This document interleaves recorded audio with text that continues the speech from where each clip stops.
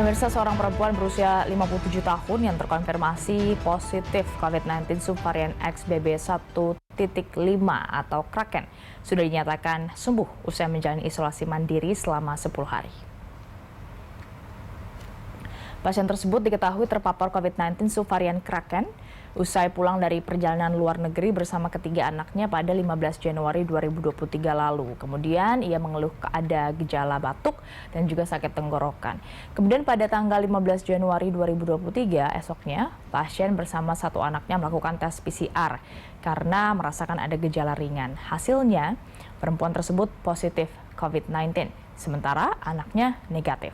Kepala Bidang Pencegahan dan Pengendalian Penyakit Dinas Kesehatan Kota Tangerang Selatan Adi Purnawan mengatakan pasien tersebut menjalani masa isolasi mandiri di rumah selama 10 hari dengan pantauan dari pihak puskesmas.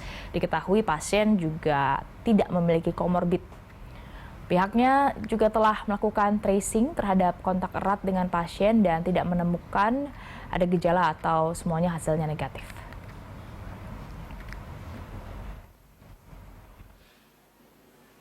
Alhamdulillah, setelah dilakukan pemantauan oleh UPTD Puskesmas, setelah 10 hari melakukan isolasi mandiri, beliau sudah dinyatakan sehat ataupun sembuh dan sudah bisa beraktivitas seperti biasanya.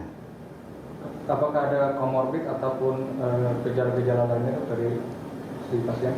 Ya, pasien hanya mengeluhkan batuk pilek, kemudian sakit tenggorokan, tidak ada gejala atau komorbid yang diderita pasien. Bagaimana sebenarnya bahaya varian Kraken ini? Apakah potensi penyebarannya lebih tinggi atau tidak? Kita tanyakan langsung kepada epidemiolog dari Griffith University Australia, Bapak Diki Budiman. Selamat sore Pak Diki, waktu Indonesia, sedangkan waktu Australia selamat malam ya Pak Diki ya? Malam. Pak Diki, jadi boleh digambarkan dengan bahasa yang sederhana Pak Diki agar kita semua bisa mengerti karakteristik dari subvarian Kraken ini seperti apa Pak Diki? Jadi ini adalah satu subvarian dari Omikron ya, turunan Omikron. Jadi ya cicit keberapanya lah dari Omikron dan dari 700 ya. Jadi turunan Omikron itu udah ada 700. Ini salah satunya yang disebut dengan sebetulnya XBB 1.5 ya. Satu XBB ini ya dia diberi namanya sesuai dengan bukan nama, sebenarnya Kraken itu bukan nama resmi, lebih pada nama populer saja untuk memudahkan ya. Tapi WHO sendiri tidak memberi nama, karena bayangkan ada 700 itu capek sekali ngasih namanya ya. Nah, tapi yang ingin saya sampaikan, bahkan WHO sendiri dalam beberapa waktu lalu sudah menyampaikan dan mengingatkan pada dunia bahwa XBB 1.5 ini adalah subvarian, bahkan di dalam Omikron dan dibanding varian lain paling efektif dalam menginfeksi dan menular atau menyebar. Ini sudah diingatkan oleh WHO sehingga potensi dia menjadi pemicu terjadinya infeksi maupun infeksi ulang, ya, reinfeksi itu sangat besar. Hanya seperti yang tadi kita lihat dari kasus di Tangerang Selatan, dengan bekal modal imunitas ya dari vaksinasi, apalagi booster, maka gejalanya akan masih ringan ya, dalam konteks gejala. Karena apalagi kalau orang pergi ke luar negeri pasti kan harus berstatus sudah vaksinasi lengkap kan. Nah, namun yang ingin saya ingatkan di tahun keempat dan selanjutnya dari wabah COVID ini yang memang kebetulan Jumat minggu lalu, Tiffany, saya dan Dr. Newman, salah satu yang diminta ya dari berbagai negara untuk memberikan masukan pada WHO tentang status Public Health Emergency International Concern yang berkaitan dengan status pandemi. Memang kita sudah mengarah pada situasi yang jauh lebih baik dengan modal imunitas ini di tengah kehadiran seperti subvarian seperti XBB 1.5 ini. Namun yang ingin kami ingatkan juga bahwa kematian bahkan ya, di bulan pertama tahun 2023 ini jauh lebih tinggi daripada 2022. Ini yang harus saya ingatkan karena ternyata banyak sekali atau sebagian dari kelompok rawan di masyarakat dalam ini terutama sih lansia, ibu hamil, yang komorbid tadi itu belum booster.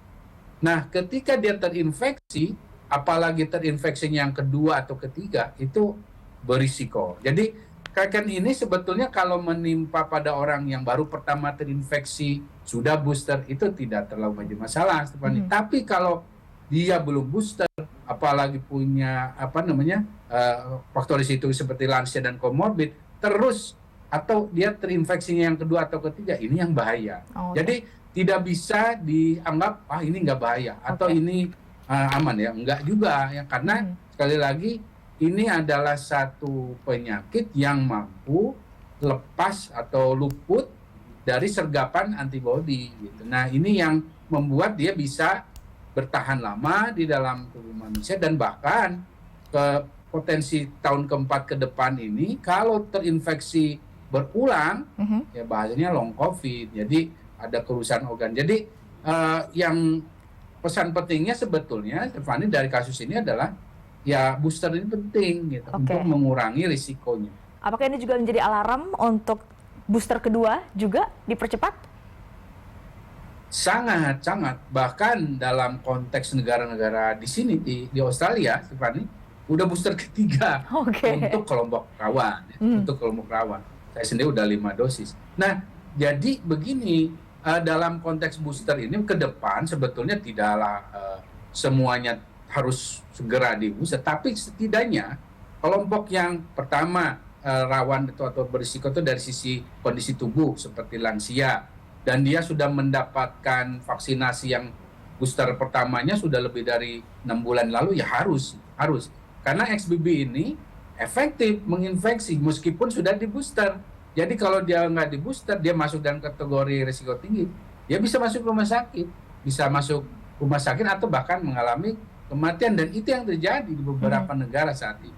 Dan kemudian yang juga harus di booster adalah kelompok risiko dari sisi pekerjaan, ya, seperti tenaga kesehatan, pelayan publik, atau wartawan mungkin yang datang ke lapangan. Nah, ini adalah kelompok yang juga masuk kategori risiko tinggi. Adapun masalah secara umum, kalau dia memang belum masuk kategori itu dan belum memungkinkan mendapat, sebetulnya tidak usah khawatir, asal tetap pakai masker, tetap jaga jarak, ya, pinter-pinter melihat ini, ini ketemu di ruangan yang tertutup, ya, sirkulasi udaranya buruk, ya pakai masker, seperti itu.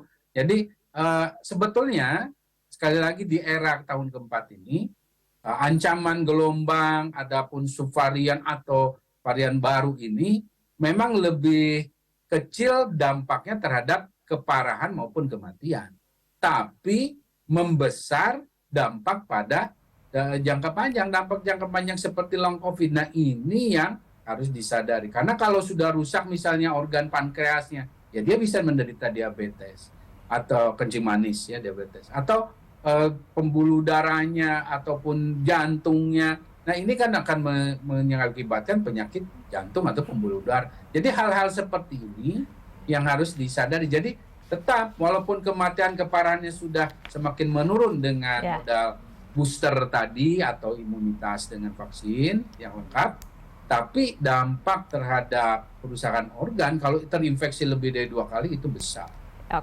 Jadi fatalitasnya memang rendah, tapi bukan berarti kita bisa sepelekan. Kita juga perlu untuk mempersiapkan diri dengan tadi ya booster, bahkan juga booster kedua kalau bisa dipercepat. Terima kasih banyak Pak Diki Budiman sudah bergabung bersama Berita Satu Sore. Salam sehat Pak.